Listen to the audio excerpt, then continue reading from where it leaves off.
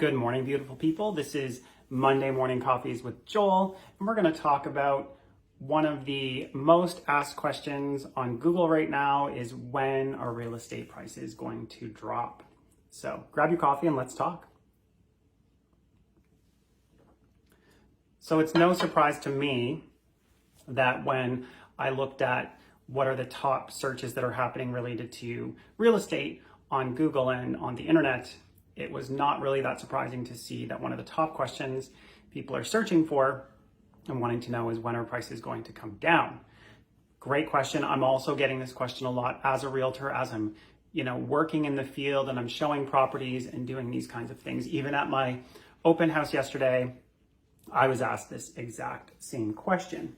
So I want to address this question from a perspective of data and just my own experience in the industry. Now, it's interesting that there was an article that I recently read that said more Canadians plan to buy and sell homes in the next year. So when we look at pricing, the price of real estate is affected by supply and demand. So there are things that are creating high demand, and there are other things that are creating low supply. So that's what we're actually in right now is high demand, low supply. That is keeping prices elevated and they're continuing to climb up and up because of this factor. So let's first look at some of the things that are affecting demand. So one of the key things we have to look at when it comes to demand is immigration into the province. So when we look at the numbers, we are seeing some of the highest levels of people enter New Brunswick that we've seen in a lot of years. I think in the first quarter of this year, it was over 1,000 people coming to the province.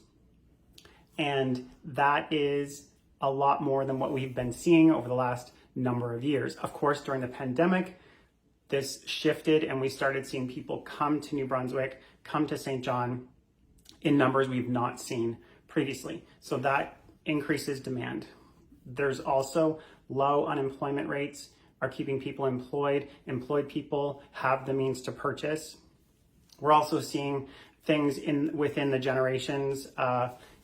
And when you look at that, the millennials are buying houses at rates we did not expect.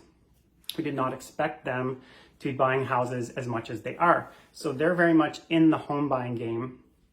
And that was a little bit of surprise for people that study demographics, for example. Another thing is there is a shortage of available homes. So even though demand may not be what it was at the height of the pandemic, the supply is even shorter, more or less now. So that affects it. So when we look at the next factor, which is supply, what is affecting that? Well, we again have seen that houses are being sold very quickly. So even when properties come on the market, they're not staying very long, and that is a quick turnover, and that is reducing the overall supply. So supply cannot keep pace with demand, and we're seeing that supply is at 20-year lows, and that is affecting it. Another factor to consider are interest rates right now. That is a really important factor that you consider because that interest rate is affecting people's ability to buy. And as interest rates increase, which they are, they're increasing on both sides of the fence here. So variable rate mortgages are up as well as fixed rate mortgages because the bond market is driving up fixed rates and the overnight lending rate determined by the Bank of Canada is driving up the variable rate mortgages as well. And we'll see in October, which we're in now, they're going to make another announcement. And based on the fact that inflation, I just read, was around 4%, it's still higher than what the Bank of Canada targeted for 2%. So that is likely going to mean the Bank of Canada increases the overnight lending rate again in the next few weeks, which is going to make its way through the whole market. It's going to affect variable rate mortgages and everything that's tied to the overnight lending rate. So when will prices decrease? They will decrease when demand decreases and supply increases. So we need more houses available and less people buying them. That's when prices will go down. I hope you found this helpful. And until I see you next time, keep being awesome.